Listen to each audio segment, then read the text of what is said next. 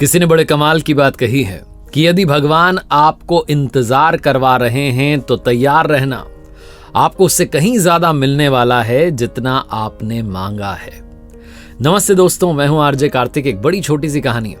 ये कहानी पुराने जमाने की एक सेठ जी की, जिनके यहाँ एक नौकर काम करता था। बड़ा विश्वास पात्र नौकर था।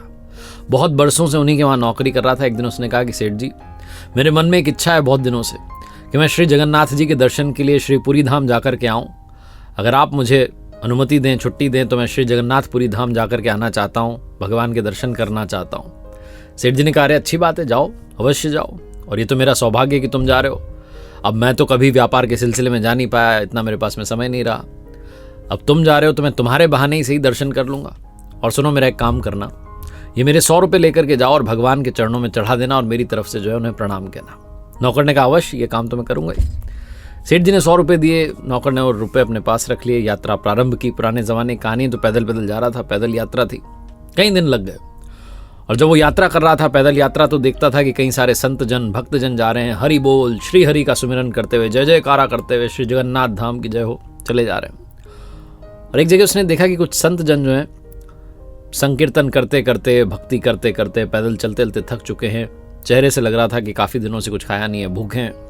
तो उस नौकर को लगा कि मेरे पास में सेठ जी के दिए हुए 100 रुपये, इन रुपयों से मैं इनको भोजन करवा देता हूँ और कुछ बचेंगे तो भगवान को चढ़ा भी दूंगा।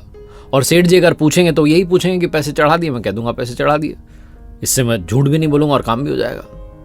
तो उसने उन 100 रुपयों से भोजन का प्रबंध किया। 98 रुपये खर्च हो गए, 98 रुपीज़, सिर्फ 2 रुपये बचे। और वो जो नौकर था वो सोचने लगा कि अब ये 2 रुपये चढ़ा दूंगा।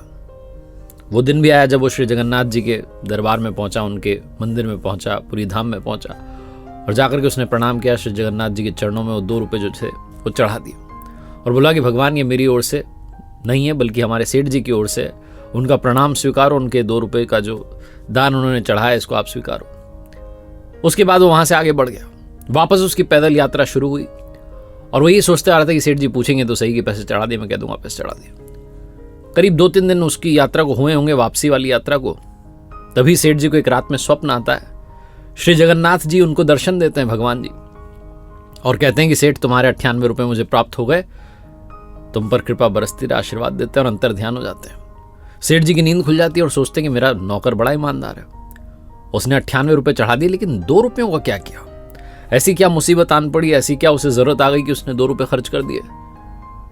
कहीं कुछ उसे चोट तो नहीं लग गई, बीमार तो नहीं होगा? बहुत कुछ उनके दिमाग में चलने लगा। इधर वो जो नौकर था अपनी यात्रा वापस करके जब पहुंचा इनके पास, तो इनको प्रणाम किया, नमस्कार किया, यात्रा के बारे में बताया, बहुत अच्छी रही। और सेठ जी ने वो प्रश्न किया जो उन्हें करना था कि पैसे चढ़ा दिए? नौकर ने कहा, हाँ जी साहब, पैसे चढ़ा दिए। सेठ जी ने कहा, 98 रुपये ही चढ़ा है, 2 रुपयों का क्या किया? नौकर की आंखें खुली रही। कह रहा, आपको किसने बताया? सेठ जी ने कहा, मुझे स्वप्न में श्री जगन्नाथ जी ने दर्शन दिए, भगवान जी ने, और मुझसे कहा कि सेठ, तुम्हारे 98 रुपये प्राप्त हो गए। तुम ये बताओ बेटा, 2 रुपयों का क्या हुआ? सब ठीक तो है? तुम्हें कुछ जरूरत तो नहीं पड़ी? बीमार तो नहीं हो गए थे?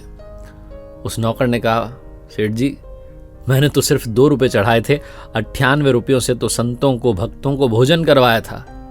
भगवान ने वो 98 रुपये स्वीकार कर लिए, 2 रुपयों के बारे में आपको नहीं बताया, जबकि मैंने 2 रुपये उनको नगद चढ़ाए थे। सेठ जी ने कहा, तुम्हारे बहाने ही से भगवान ने मुझे दर्शन दिए और हमें सिखाया कि जीव सेवा ही, मानव सेवा ही सबसे बड़ी सेवा है, सबसे बड़ी पूजा है। एक बार फिर से वही बात जो अक्सर कहता हूं, मुस्कान बांटते चलिए, एक दूसरे की मदद करते चलिए, ऊपर वाले की कृपा हमेशा आपके साथ रहेगी। ऊपर वाले के आशीर्वाद के साथ, अपनी मेहनत के साथ, अपनों के प्यार के साथ कर दिखाओ कुछ ऐसा कि दुनिया करना चाहे आपके जैसा। देखते रहिए हर सोमवार सुबह 9:30 बजे मेरे साथ एक नई कहानी, और हर शुक्रवार सुबह 9:30 बजे लर्निंग सीरीज का एक नया वीडियो।